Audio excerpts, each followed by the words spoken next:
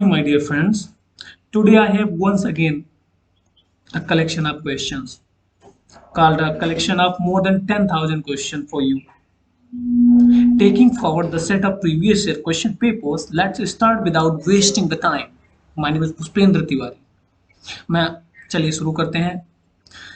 जादूगुड़ा का संबंध कहाँ से किस चीज के लिए यूरेनियम की खनन से। जादूगुड़ा का संबंध किससे है? यूरेनियम की खनन से।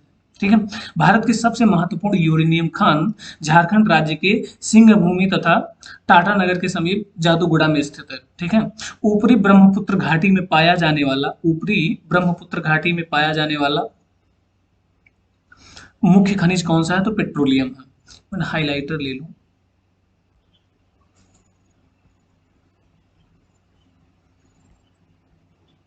ओके। ठीक है। तो ये पेट्रोलियम है। ठीक। यूरेनियम के विशाल निक्षेप हाल में ही पाए गए हैं। कहाँ से पाए गए हैं?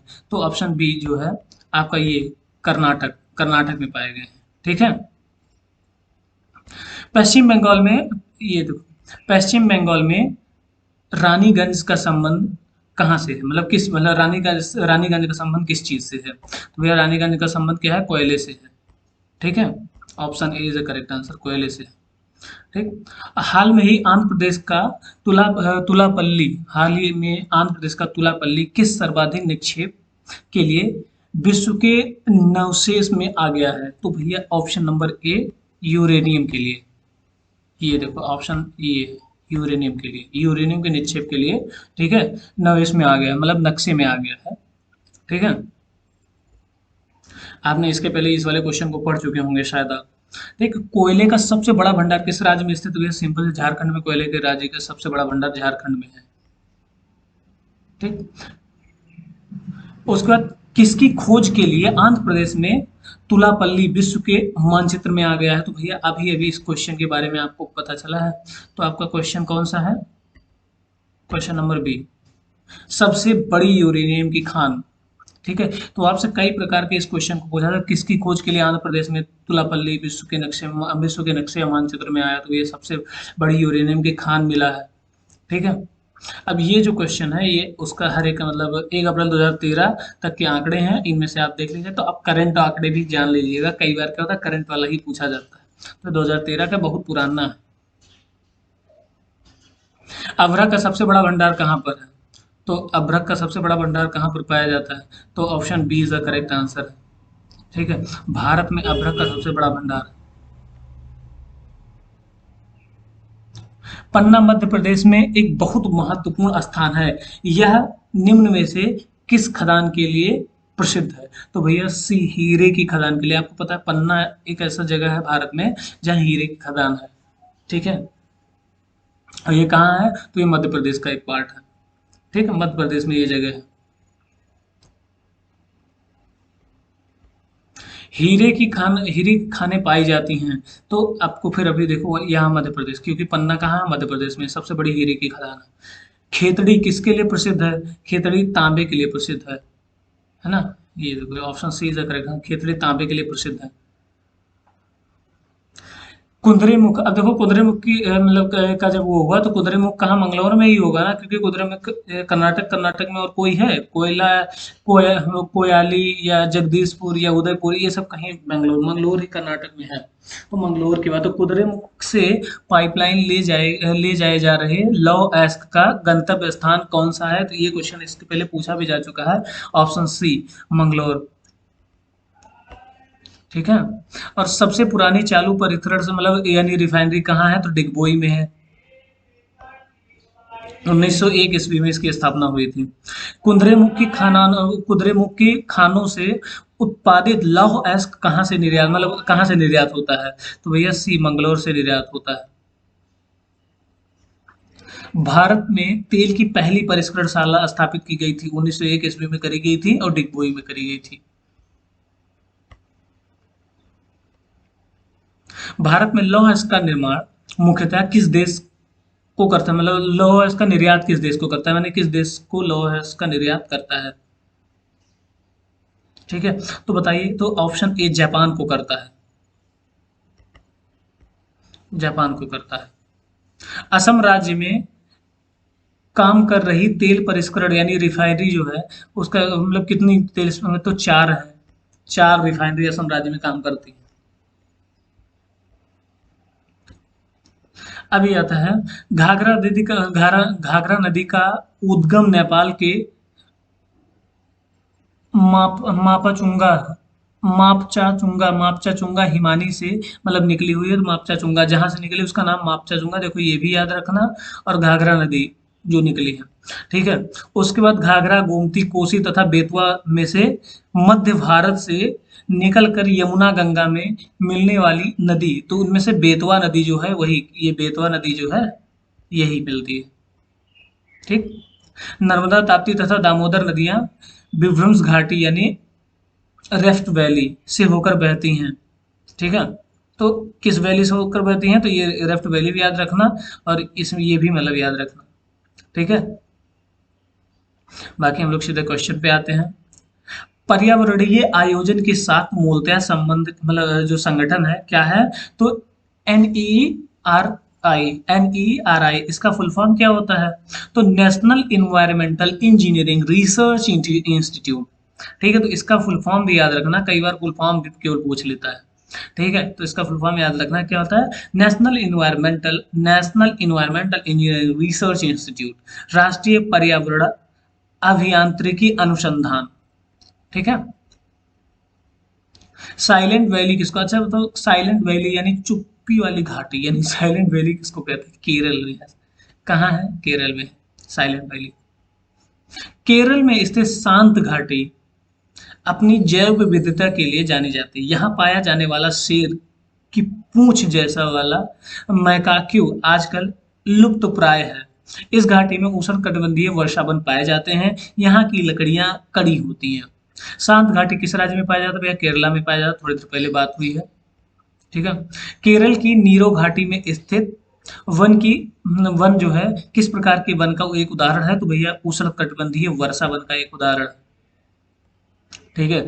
किस राज्य में राष्ट्रीय उद्यान वैली ऑफ फ्लावर्स, राष्ट्रीय उद्यान या फिर वैली ऑफ फ्लावर्स स्थित है, राष्ट्रीय उद्यान वैली ऑफ फ्लावर्स, ठीक है। तो ये उत्तराखंड में राष्ट्रीय वैली उद्यान यानी वैली ऑफ फ्लावर्स स्थित है उत्तराखंड में। भारत का प्रथम राष्ट्रीय उद्यान कौन सा है, तो भारत का प्रथम राष्ट्रीय उद्यान कार्बेट नेशनल पार्क है, जिम कार्बेट नेशनल पार्क है। अब देखो भारत का प्रथम राष्ट्रीय उद्यान कार्बेट नेशनल पार्क है, इसकी स्थापना 1936 ईस्वी में हुई थी, तो ये याद रख लेना, जिम कार्बेट नेशनल पार्क का नाम याद रख लेना, ठीक है। वर्ष 1973 ईस्वी में प्रोजेक्ट टाइगर की शुरुआत इसी उद्यान से करी गई थी, ठीक है। तो Jim Corbett National Park. Bharat में कुल कितनी मतलब भौगोलिक क्षेत्र वन भूमि है, तो 20% जो है भौगोलिक वन भूमि है, ठीक है। निम्नलिखित में से किस राज्य के वन क्षेत्र का प्रतिशत अनुपात सबसे अधिक है, तो भैया मिजोरम। मिजोरम में वन क्षेत्र का प्रतिशत अनुपात 2005 में सबसे अधिक 88.63% जो है दिए गए। किस राज्य में वनों का सर्वोच्च प्रतिशत है, तो भैया मिजोरम है, अभी थोड़ी देर पहले आपने पढ़ा। और कब ये किया गया था, तो 2005 में। क्षेत्रफल की दृष्टि से निम्नलिखित भारतीय राज्यों में से सबसे अधिक वन आच्छादन किस राज्य में स्थित है, तो मध्य प्रदेश में। आपको पता है मध्य प्रदेश में बहुत जंगल है। निम्नलिखित में से किसे यद्यपि यह उद्यान गार्डन कहा जाता है किंतु वास्तव में यह उद्यान है नहीं, तो ऑप्शन डी कोलकाता का ईडन गार्डन। हाँ सही बात, वास्तव में उद्यान नहीं है, ईडन गार्डन एक स्टेडियम भी, सॉरी ईडन गार्डन स्टेडियम बिल्कुल है, ठीक है। ईडन गार्डन को यद्यपि उद्यान कहा जाता है, पर यह उद्यान ना होकर एक क्रिकेट स्टेडियम है। इस स्टेडियम की स्थापना 1864 ईस्वी में करी गई थी। ईडन गार्डन की स्थापना कब की था, 1864, कहाँ, कोलकाता। भारत की सिलिकॉन वैली स्थित है कौन सा, भैया बेंगलुरु को सिलिकॉन वैली कहा जाता है, कोई पता है।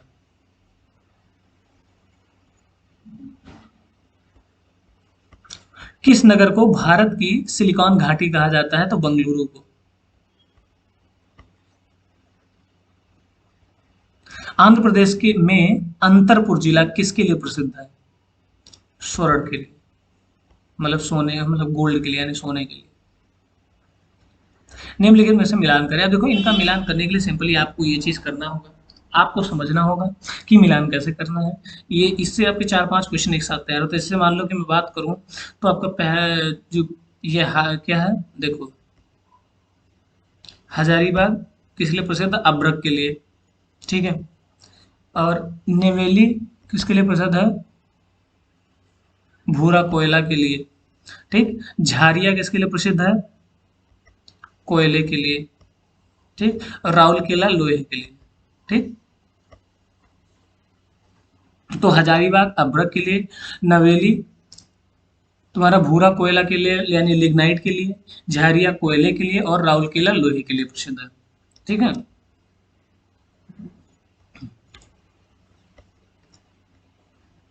आगे देखो, भारत के झारखंड राज्य में अनुमानित कोयले के विशालतम सुरक्षा भंडार उपलब्ध है, ठीक है। कहाँ उपलब्ध है? भारत के झारखंड में, ये, ठीक। भारत की सबसे महत्वपूर्ण यूरेनियम खान, अभी थोड़ी देर पहले हम लोग आंसर पढ़े थे, ठीक है। तो जाडूगुड्डा यानी झारखंड में स्थित है। सिंह भूमि जिला मुख्यतः जो है लोहे के लिए यानी लौह उत्पादन के लिए प्रसिद्ध है, ठीक है। बीना जो कि मध्य प्रदेश में है, ठीक है, में स्थापित किया जाने वाला तेल शोधन कारखाना भारतीय पेट्रोलियम निगम लिमिटेड यानी कि पेट्रोलियम कॉर्पोरेशन लिमिटेड जो है, ठीक है, ओमान के सहयोग से स्थापित किया गया। कौन से देश के ऊपर से? ओमान के सहयोग से, ये भी याद रखना, ठीक है। भारत विश्व में सबसे बड़ा निर्यातक किस चीज का? अभ्रक का है सबसे बड़ा निर्यातक, ठीक है। भारत जो है अभ्रक सीड का सबसे बड़ा उत्पादक तथा निर्यातक दोनों है। रानीगंज कोयला खान पश्चिम बंगाल में स्थित है। रानीगंज जो कोयला खान, रानीगंज नाम का एक कोयला खान है जो कि कहाँ स्थित है? पश्चिम बंगाल में स्थित है।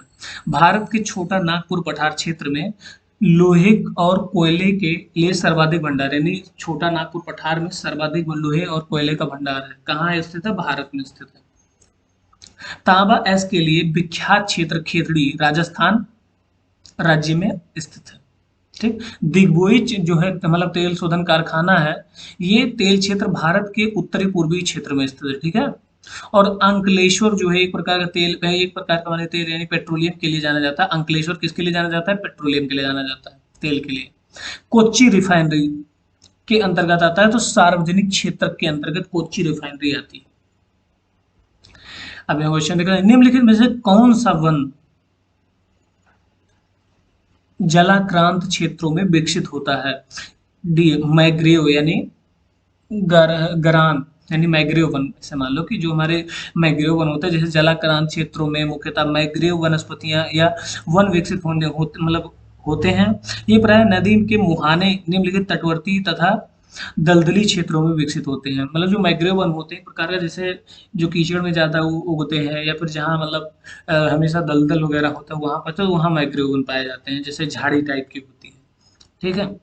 मैंग्रोव वनों का वैश्विक तापमान का क्या प्रभाव होगा? तो भैया एक बात बताओ, जहाँ कीचड़ होता है वहाँ गर्मी ज्यादा होती है, क्योंकि ह्यूमिडिटी बहुत ज्यादा होती है, इसलिए गर्मी भी बहुत ज्यादा होती है। तो मैंग्रोव के विशाल क्षेत्र, ठीक है, जलमग्न हो जाएंगे। मतलब जैसे जितना ज्यादा मतलब वहाँ जैसे जितना ज्यादा पानी होगा उतना ज्यादा गर्मी, क्योंकि पानी जो होता है जब धूप पड़ती है तो वाष्प बन के उड़ता है, ठीक है, उसका, और जब वाष्प होता है तो वही चीज एटमॉस्फेयर पूरा गर्म हो जाता है, ठीक है। अब ये देखो, केरल की मौन घाटी यानी साइलेंट वैली। अब देखो यहाँ मैंने बोला ना साइलेंट वैली कहाँ है? केरल में है।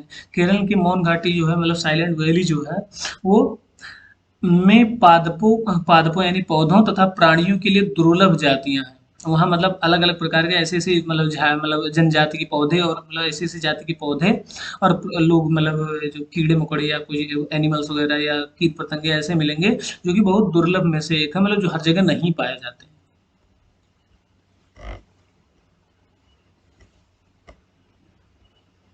सुंदरी वृक्ष है। सुंदरी वृक्ष निम्नलिखित में से किसकी एक विशेष प्रकार है? मतलब सुंदरी वृक्ष जो है किसकी वनस्पति है? तो भैया ज्वारीय वन में पाया जाता है सुंदर वनस्पति। Option A is the correct answer. Mangrove one क्या होता है? तो मैग्रोव वन एक प्रकार का, देखो जैसे मैग्रोव वन की बात करें तो मैग्रोव शब्द की उत्पत्ति, अब इसके बारे में जान लेते हैं पहले, ठीक है, क्योंकि ऑप्शन दो ऑप्शन इसमें सही है ना। तो मैग्रोव शब्द की उत्पत्ति जो है शब्द में मैग्यू तथा अंग्रेजी शब्द का ग्रो से हुआ है। मैग्रोव शब्द का उपभोग पौधों के उस समूह के लिए किया जाता है जो खारे पानी और नमी वाले स्थलों पर उगते हैं। उष्णकटिबंधीय क्षेत्रों के तटों उष्णकटिबंधीय क्षेत्रों के तटों पर उगाने वाला वनस्पति को भी मैग्रोव वन कहते हैं। जहां पर ज्वार के समय समुद्र का खारा पानी आ जाता है, वह क्षेत्र पर भी ऐसी मतलब ऐसी वनस्पतियां उगती हैं। तो मैग्रोव पारिस्थितिक तंत्र कहलाते हैं, उसको मैग्रोव पारिस्थितिक तंत्र कहलाते हैं। मैग्रोव समूह या फिर मैग्रोव पारिस्थितिकी, मैग्रोव वन, मैग्रोव दलदल आदि शब्दों का प्रयोग मैग्रोव के पौधों का वर्णन करने के लिए किया जाता है। इस वर्गीकरण के पश्चात कभी भी मैग्रोव शब्द को परिभाषित करना मतलब कठिन हो जाता है, इसलिए हम क्या कहेंगे, हमारे पास एक तो आंसर ये सही है हमारा, ठीक, उष्णकटिबंधीय। एक तो हमारा मतलब एक वर्षा वन में भी हमारा मैग्रोव वन पाया मतलब मैग्रोव जो पाया जाता है, ठीक है। और एक मुहाने पर मतलब डेल्टिए भी वन में भी पाया जाता है, ऑप्शन ए भी, ठीक है। तो इस प्रकार से मतलब तीन चार इसीलिए इसका आंसर करेक्ट नहीं दिया गया। तो तीन ऑप्शन की मतलब यहाँ भी पाया जा सकता है, यहाँ भी पाया जा सकता है, यहाँ भी पाया जा सकता है, यहाँ भी पाया जा सकता है और यहाँ भी पाया जा सकता है, और यही पूछ रहा है, तो इसलिए जो है इसका आंसर मुश्किल है देना। मानस पशु विहार किस राज्य में स्थित है? बहुत सिंपल सा, असम में मानस विहार, ये एक प्रकार का जो है वन्यजीव अभ्यारण्य है। रणथंभौर राजस्थान राज्य में स्थित है, ठीक है। जबकि बांदीपुर और कर्नाटक में, मैंने हरदम बोलता हूँ मैं कि बांदीपुर, अंसी बांदीपुर, बंदरगट्टा, कुद्रामुख, नागरहोल जो होता है, ये 5 है वाइल्ड लाइफ सेंचुरी। कहाँ है? तो ये हमारे कर्नाटक में है, ठीक है। मानस जो है मतलब मानस जो है पशु विहार यानी वाइल्ड लाइफ सेंचुरी, ये कहाँ है? तो ये असम में है, ठीक है। सिमलीपाल उड़ीसा में स्थित है, ठीक। तो ऐसे आप रट लेना, रणथंभौर राजस्थान, बांदीपुर कर्नाटक, मानस असम और सिमलीपाल उड़ीसा। इसे मतलब 4-5 बार रट लोगे, रट जाएगा। जीवमंडल आरक्षित क्षेत्रों की पहली परियोजना स्कीम कौन सी थी? तो ऑप्शन बी, नीलगिरी जीवमंडल आरक्षित क्षेत्र पहली परियोजना थी। भारत में निम्नलिखित में से वह कौन सा वन्यजीव अभ्यारण्य है जहां गैंडों के संरक्षण की परियोजना चल रही है? तो ऑप्शन सी, काजीरंगा वन्यजीव अभ्यारण्य जो है ये गैंडों की जो है संरक्षण में है। तो असम राज्य में स्थित, अब काजीरंगा कहाँ स्थित है? असम राज्य में स्थित है, ठीक है। अब काजीरंगा असम वन्यजीव अभ्यारण्य गैंडों के संरक्षण के लिए प्रसिद्ध है। किस लिए? गैंडों के संरक्षण के लिए प्रसिद्ध है। जीवमंडल सुरक्षित क्षेत्र का उद्देश्य क्या है? तो पूरा ऑप्शन सारा है, उपरोक्त सभी वन्य जो वन्य भूमि की वनस्पति और प्राणी जात का परीक्षण, वन्य उत्पादों का प्रयोग और विकास, कृषि उत्पादों पर प्रयोग और विकास, ठीक है। ये सब है। काजीरंगा नेशनल पार्क प्रसिद्ध है, गैंडों के लिए प्रसिद्ध है। अभी अभी थोड़ी देर पहले हम लोगों ने पढ़ा।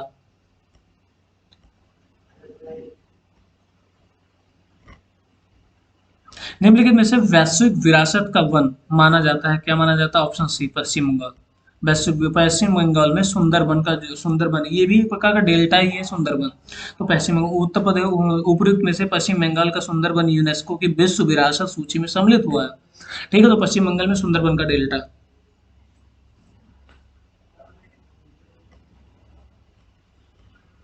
भारत में समुद्री गाय किसके बायो रिजर्व क्षेत्र में पाई जाती है? तो हमारा मन्नार की खाड़ी। भारत में समुद्री गाय किसके बायो रिजर्व क्षेत्र में पाई जाती है? मन्नार की खाड़ी। भारत का जीवमंडलीय रिजर्व नंदा देवी किस राज्य में स्थित है? तो ऑप्शन ए, उत्तराखंड में नंदा देवी। नंदा देवी एक प्रकार का ये भी है मतलब जीव रिजर्व है, जीवमंडलीय रिजर्व, मतलब जैसे कह सकते हैं उसको हम, एक प्रकार का नेशनल पार्क है ये भी, ठीक है, एनिमल वाला। तो नंदा देवी नेशनल पार्क कहाँ स्थित है? तो उत्तराखंड में स्थित है, ठीक है। ये भी यूनेस्को की विश्व विरासत, यूनेस्को की विरासत। कंचनजंगा राष्ट्रीय पार्क कहाँ स्थित है भैया? सिक्किम में है कंचनजंगा, ठीक है। कैबुल कैबुल लामजाओ विश्व का एक अकेला तैरता हुआ राष्ट्रीय उद्यान है। ये कहाँ पर है? तो भैया बी, मणिपुर में। यानी ये तैरता हुआ पानी में तैर रहा है ये राष्ट्रीय उद्यान, नेशनल पार्क जो पानी में तैरता है। सोचो, तैरता होगा।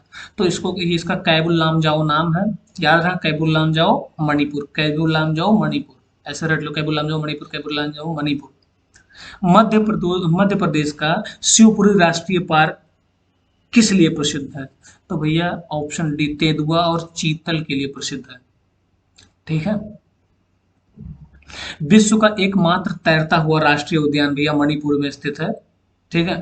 और उसका नाम है क्या? कैबुल लामजाओ। अभी थोड़ी देर पहले आपने पढ़ा, जो कि 40 वर्ग किलोमीटर में फैला हुआ है। पंचमढ़ी जीव संरक्षण क्षेत्र कहाँ स्थित है? मध्य प्रदेश में स्थित पंचमढ़ी। पंचमढ़ी मध्य प्रदेश। डिस्क्रिप्शन पढ़ लेना, मजा आएगा। नागरहोल नेशनल, अब देखो अंशी बांदीपुर बंदरघट्टा कुद्रेमुख नागरहोल, नागरहोल कर्नाटक।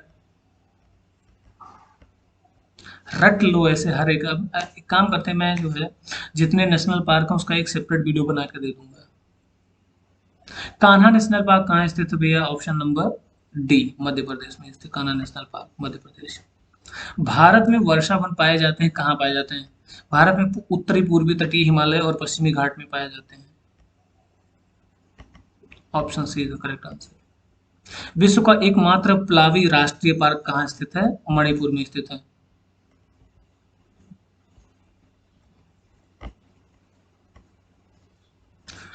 मधुमलाई पशु विहार कहाँ स्थित है भैया?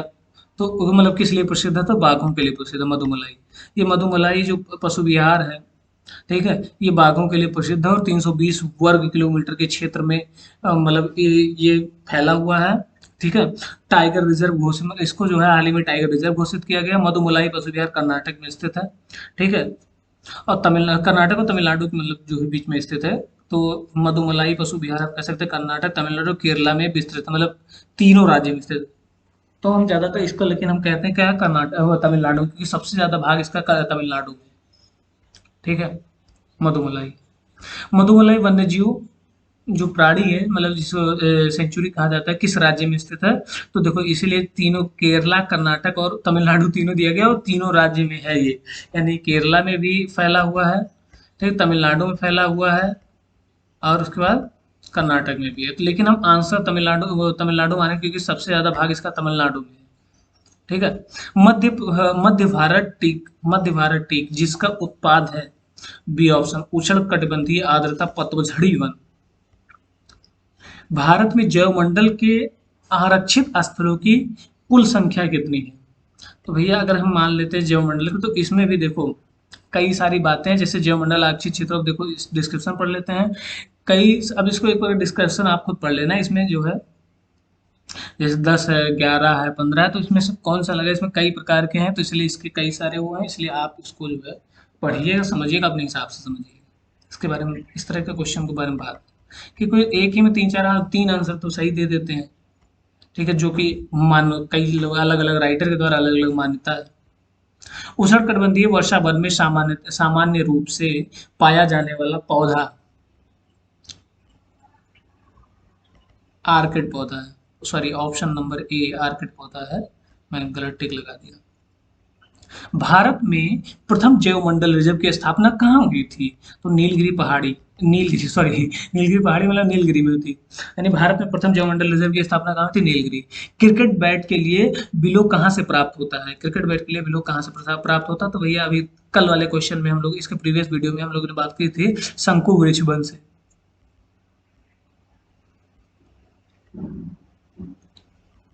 पढ़ लेना डिस्क्रिप्शन को।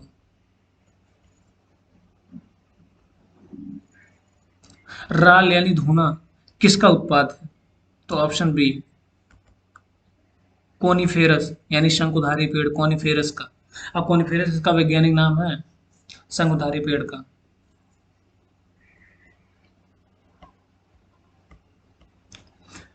राल यानी धूना, कोनिफेरस, शंकुधारी पेड़ का उत्पादन होता है कहाँ होता है भैया? तो हिमाचल प्रदेश में होता है। ठीक।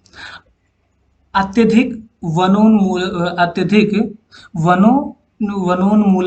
वनोन्मूलन का सबसे अधिक खतरनाक प्रभाव क्या है? तो सबसे अधिक रहा जंगली जानवरों के निवास स्थानों का नाश कर देते हैं, खत्म कर देते हैं, मतलब समाप्त कर देते हैं। इसका मतलब इसमें से गलत कौन सा है? आपको छांटना गलत कौन सा है। तो भैया देखो बांदीपुर अभ्रक, अब बांदीपुर कहाँ स्थित है? मैंने बोला जो बांदीपुर मतलब जो वाइल्ड लाइफ सेंचुरी कर्नाटक में है। सरिस्का राजस्थान में है। अन्नामलाई अब देखो देखो मैंने बोला था अन्नामलाई जो है और मधुमलाई, तो अन्नामलाई तमिलनाडु में है, मधुमलाई तीनों राज्य में, केरल, तमिलनाडु और कर्नाटक तीनों में है। पेरियार बताओ, पेरियार आंध्र प्रदेश में है, तुमको लगता है पेरियार, पेरियार कहाँ स्थित है, जल्दी बताओ बोलो करके। ठीक है, तो पेरियार तुम्हारा आंध्र प्रदेश में नहीं है, इतना जान लेना। ठीक है, तो पेरियार तुम्हारा अपने केरल, मतलब केरल में के इडुक्की, इडुक्की और पता था कि मतलब जिले में स्थित है, मतलब इडुक्की में है, इतना जान लो, केरल में है। ठीक है,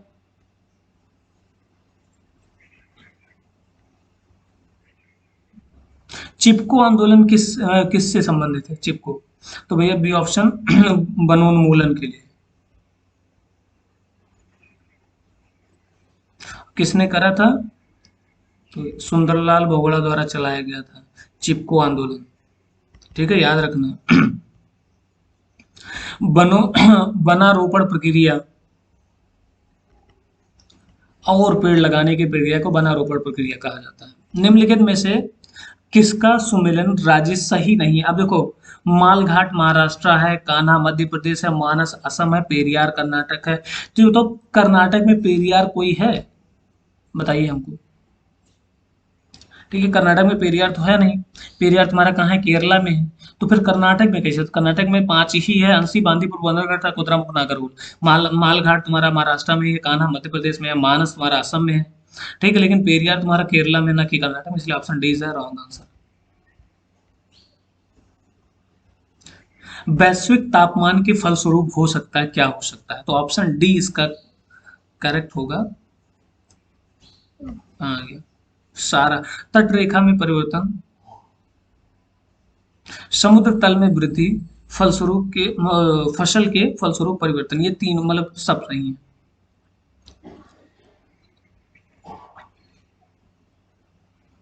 अब इसके बाद ये डिस्क्रिप्शन एक बार देख लो, और ये जितने भी हैं सारे पढ़ लेना खुद, स्क्रीनशॉट लेकर।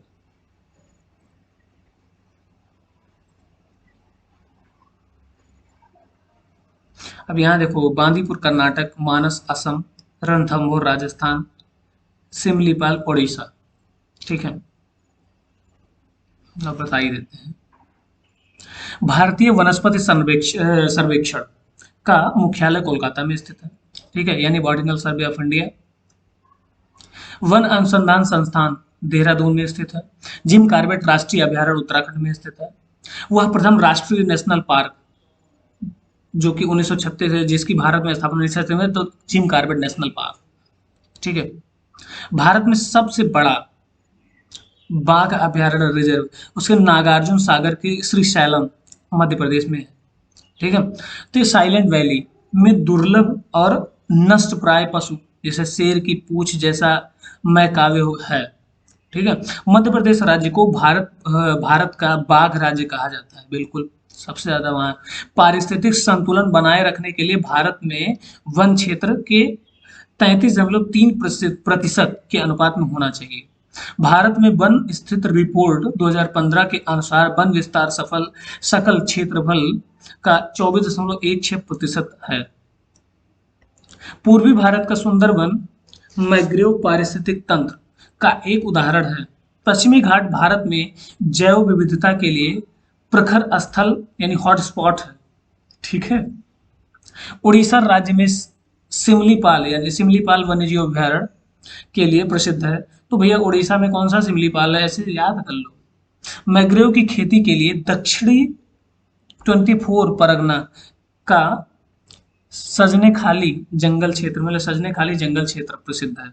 ठीक है, इसमें जैसे हम पहले बांदीपुर कर्नाटक में, मानस असम में, रणथंभौर राजस्थान, सिमलीपाल उड़ीसा। सबसे बड़ा जीवमंडल आरक्षित क्षेत्र नीलगिरी है, जिसे भारत में वर्ष 1986 ईस्वी में स्थापित करा गया था। उसके बाद यह आता है, भारत में विविध अंत समुद्री पेड़ पौधों तथा प्राणी जात का संरक्षण करने का जैव रिजर्व ग्रेट निकोबार में है। ठीक है, जो अंडमान और निकोबार द्वीप समूह में अवस्थित है। भारत का उत्तर भारत का सॉरी भारत का उत्तराखंड क्षेत्र चीड़ के वनों से प्रसिद्ध है। भारत में गोरखपुर सॉरी भारत में गला खराब है, एक मिनट। भारत में गोरखुर कच्छ का रण में पाया जाता है, कच्छ का रण में पाया जाता है गोरखुर। ठीक है। जंगली गधा कच्छ में पाया जाता है। अपने आप को मत समझ लेना। भारत में केरल, आंध्र प्रदेश, मध्य प्रदेश तथा उड़ीसा राज्यों में से उष्णकटिबंधीय सदाबहार वन केरल में पाया जाता है। ठीक।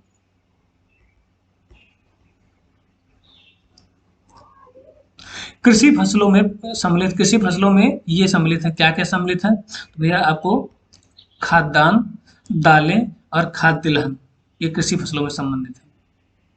IR-20 रत्न को दो प्रमुख किस्म है। IR-20 कौन कौन सा, धान की प्रमुख किस्म है IR-20। ठीक है। IR-20 और रत्ना धान की प्रमुख किस्में हैं। इसकी अन्य किस्में हैं Hamsa, Jaya, IR-8, IR-36, Pusa one, Hema तथा राजेश्वरी, ये सब धान के प्रकार हैं। झूम कृषि अभी भी कहाँ प्रचलित है, भैया सब जगह। नागालैंड झूम कृषि, मिजोरम झूम कृषि, मणिपुर झूम कृषि। ठीक है। मध्य प्रदेश विशालतम उत्पादक किस चीज का सबसे ज्यादा था, तो मक्का का सबसे ज्यादा उत्पादक मध्य प्रदेश है। खेती की झूम विधि का व्यवहार मतलब कहाँ से हुआ है, तो भैया नागालैंड से हुआ है। Option D is correct answer, Nagaland. अब ये चीज है, ये जो प्रोसेस है जितना, ठीक है, इसको आपको पढ़ना है, याद रखना है। ठीक है। झूम है क्या, एक प्रकार का कृषि खेती का एक प्रकार है झूम। कौन कहाँ सबसे ज्यादा उत्पादित करता है, यही आपके सामने है, आप यहाँ देख लीजिए। निम्नलिखित में से कौन सी एक रोपड़ फसल नहीं है, तो ऑप्शन डी जो है ईख यानी गन्ना रोपड़ फसल नहीं है। सोपन कृषि कहाँ की जाती है, सोपन कृषि तो पहाड़ों के ढलान पर सोपन कृषि करी जाती है। भारत में गेहूं की निम्न जातियों में से किसकी खेती की जाती है, तो ऑप्शन डमरू गेहूं, सॉरी दुरूम गेहूं। डमरू गेहूं, दुरूम गेहूं, थोड़ा मस्ती में बोला हूँ, सीरियसली मत लेना। उस खाद्य फसल का नाम बताइए जो भारत में सबसे अधिक उपजाती हैं, सबसे ज्यादा उपज करी जाती है, जिनका उपाजी जाती है, जो सबसे ज्यादा उपाजी जाती है, उसको तो चावल सबसे ज्यादा भारत में उगाया जाता है, जिसे उपज उपज कहते हैं। जायद मौसम में उगाई जाने वाली फसल कौन सी है, तरबूज जो है जायद मौसम में उगाई जाने वाली फसल है। भारत में अधिकतम कृषि योग्य घेरने वाली फसल कौन सी है, तो चावल है।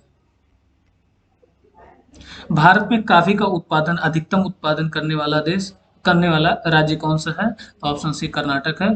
ठीक है। भारत में कॉफी का अधिकतम उत्पादन करने वाला राज्य कर्नाटक लगभग 71%, इसके बाद केरल 20% एवं शेष जो है तमिलनाडु एवं अन्य।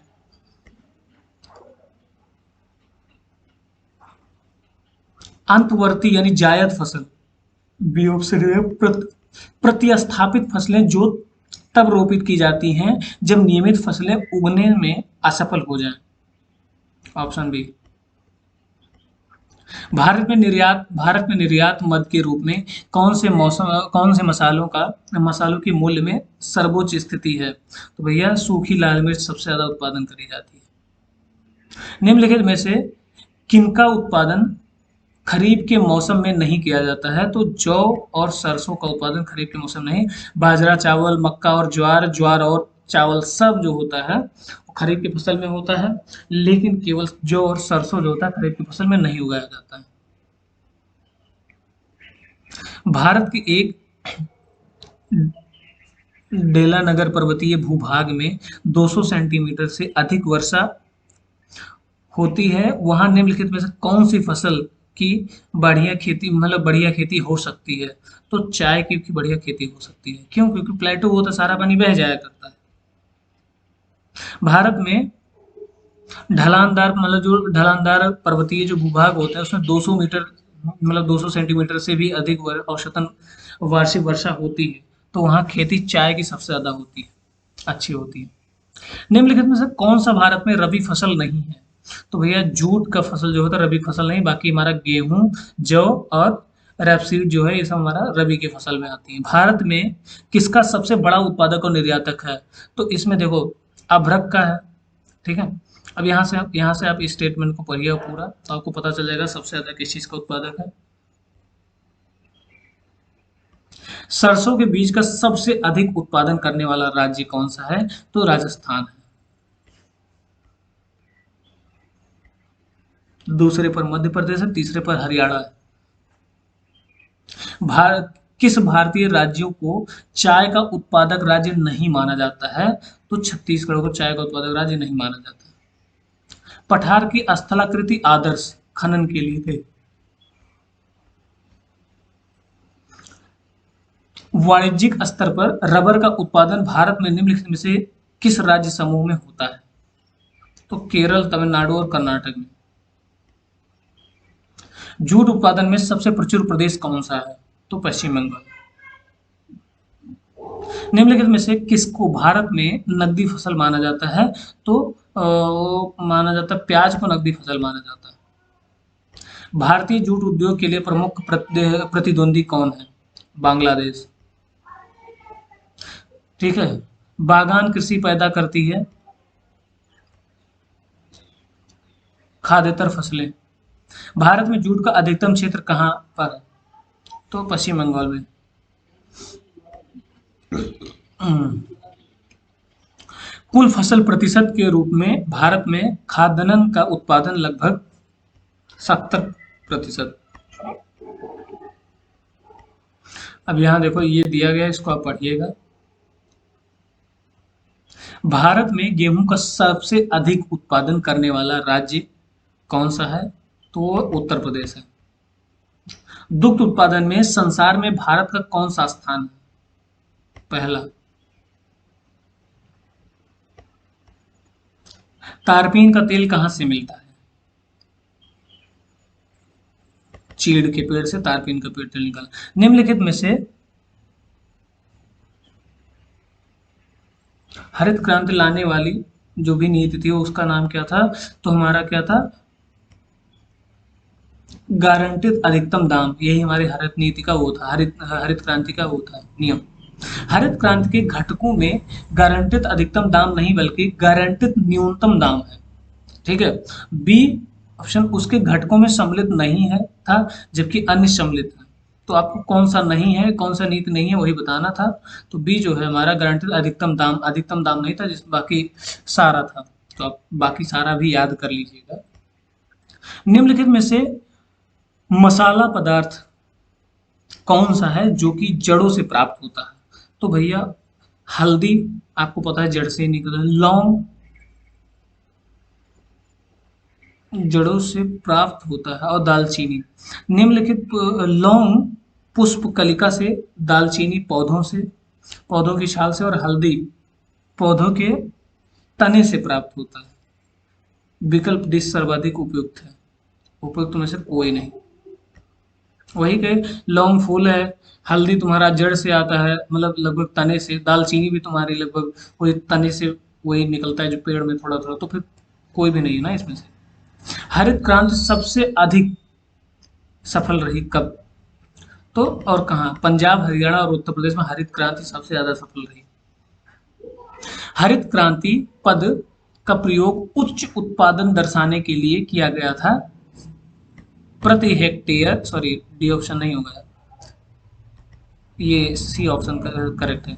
प्रति हेक्टेयर उत्पादकता बढ़ाकर। ठीक। भारत में हरित क्रांति के अंतर्गत विकसित बीज वाली फसलों की उच्च पैदावार वाली किस्मों का चयन कीजिए। तो इसमें कुछ सबसे ज्यादा पैदावार चावल का होता है, ठीक है, गेहूं का होता है, ज्वार होता है, बाजरा होता है, मक्का होता है, यही उच्च पैदावार वाली है। ठीक। अब देखो 1966 के बाद, यहाँ 1966 आएगा, 1966 के बाद की अवधि के दौरान खाद्यान्नों विशेषतः गेहूं के उत्पादन में वृद्धि हुई है 1966 के बाद। ठीक है। हरित क्रांति का संबंध किस फसल से है? तो गेहूं से है। भारत में हरित क्रांति का एक और नाम है जिसका नाम क्या है? बीज उर्वरक सिंचाई क्रांति, बीज बीज उर्वरक एवं सिंचाई क्रांति।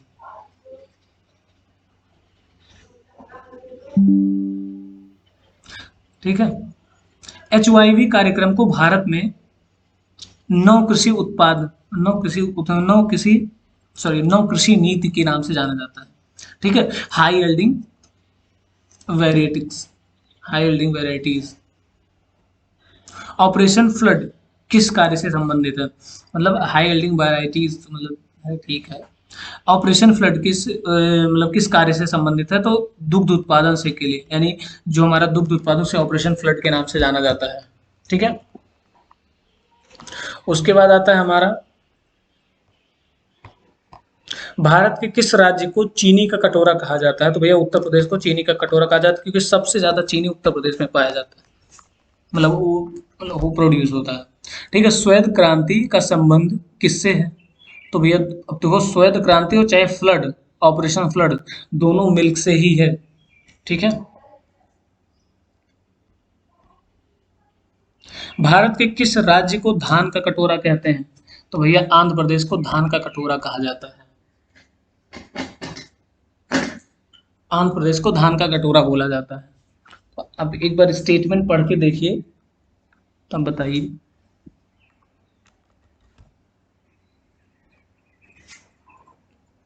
उसके बाद आता है आपका, भारत में फसलों के सफल क्षेत्रफल में खाद्यान्नों का क्षेत्रफल क्या है? तो 60 to 70%। खाद्यान्नों का क्षेत्रफल 60 to 70% है।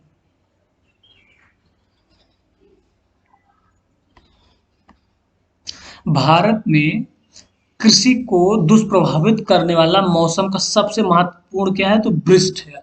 यहाँ मतलब ऑप्शन ए और बी है, शायद ऑप्शन बी, लेकिन वृष्ट होता है, इसका आंसर वृष्ट है। ठीक है। इसका आंसर वृष्ट है। भारत की कुल जनसंख्या का कृषि में नियुक्त प्रतिशत लगभग कितना प्रतिशत? लगभग 60 to 70% है। ठीक। बेमेल युग्म को पहचानिए। अब जो बेमेल युग्म है, मतलब कि जो एकदम बराबर नहीं है, जो मतलब गलत है आपस में, तो मूंगफली बिहार ये गलत है। ठीक है। चाय असम में होता है, नारियल केरल में होता है, गन्ना उत्तर प्रदेश में होता है, लेकिन जो बिहार में मूंगफली नहीं होता है, बिहार में मूंगफली नहीं होता। मूंगफली कहाँ होती है? मूंगफली गुजरात में होती है। ठीक है। नारियल केरल में, गन्ना गन्ना उत्तर प्रदेश में। और ठीक। तो बीटी बीज, तो बीटी बीज जो है, बीटी बीज का संबंध किससे है? कपास से है। नीलगिरी है, नीली क्रांति भैया, मछली के उत्पादन को नीली क्रांति कहते हैं, आपको भी पता है, यानी ब्लू रेवोल्यूशन जिसको कहते हैं। ठीक है। सामाजिक वानिकी, सामाजिक वानिकी क्या है? तुम्हारा सरकारी स्वामित्व वाली भूमि पर उपयोगी पौधों को उगाना और उनकी व्यवस्था करना, ये हमारा क्या कहलाता है? सामाजिक वानिकी कहलाता है। माने कि सामाजिक रूप से जो है आप पेड़ पौधा लगाइए। भारत में पीत क्रांति का संबंध किससे? वह तिलहन की फसल से पीत क्रांति कही जाती है। ठीक है। जहां तक कृषि मंत्रालय के सरकारी वर्गीकरण का संबंध है, भारत में कितने कृषि जलवायु कृषि कितने मतलब कृषि जो है जलवायु क्षेत्र है? तो ऑप्शन सी 127। भारत में सिंचित क्षेत्र के सबसे अधिक भाग पर खेती होती है, तो ईख यानी गन्ने की खेती होती है। ठीक है।